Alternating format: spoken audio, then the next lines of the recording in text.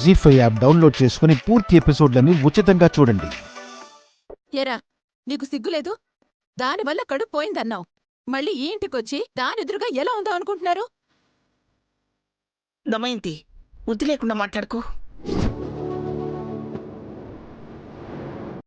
బాధల్లో ఉండి ఎవరైనా మన ఇంటికి వచ్చినప్పుడు అది మన శత్రువు అయినా సరే కనీసం ఇంట్లోకి పిలిచి గౌరవించాలని తెలీదా?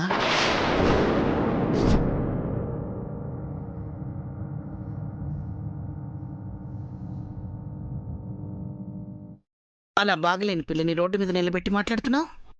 మీరు మార్రా? నా మాట వినరా? ఇప్పుడేంటి, దానికి హారతిచ్చి లోపలికి తీసుకెళ్ళమంటావా?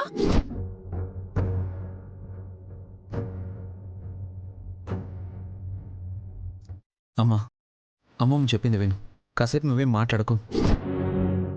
అత్తయ్యకి నా మీద కోపం రావడం సహజం. అది నేను చేసుకున్న పాపమేగా. తనని నిజంగా ఇంటికి తీసుకెళ్దాం అనుకున్నాను, కానీ అక్కడ తనని చూసుకోవడానికి మా అమ్మ లేదు.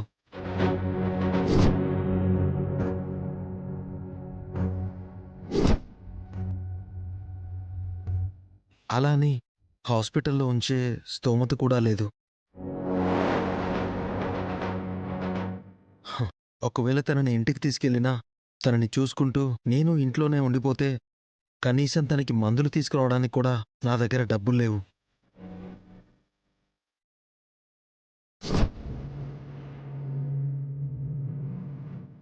అదే మీ దగ్గరుంటే తన ఇంట్లో ఉన్నా నేను బయటికి వెళ్ళి ఏదో ఒక పని చేసుకుని రావచ్చు. ఇక్కడైతే మా అక్క ఉంటుంది, మీరందరూ ఉంటారు. అందుకే ఇంత దూరం వచ్చాం.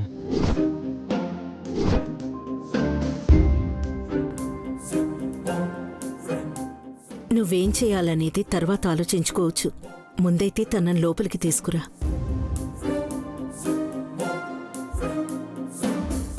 వినరా మీరు? నేను చెప్పేది వినరా ఎవరు?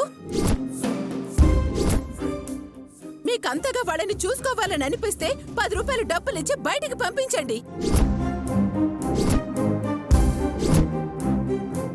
వాళ్ళ తిప్పలేవో వాళ్ళు పడేడుస్తారు. అంతేగాని నట్టింట్లోకి తీసుకెళ్లి మాత్రం కూర్చోబెట్టద్దు.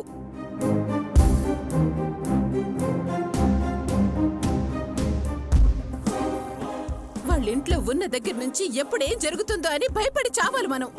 అలా ఏమీ జరగద్దమయంతి. మన మనసులు ప్రశాంతంగా ఉంటే అన్నీ ప్రశాంతంగానే జరుగుతాయి.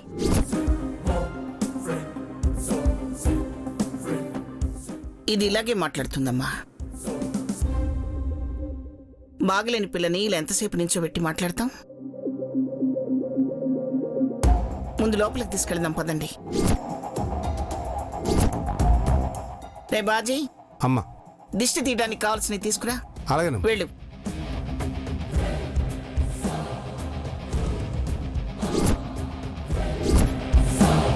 జీ5 యాప్ డౌన్లోడ్ చేసి అన్ని ఎపిసోడ్స్ పూర్తి ఉచితంగా చూడండి.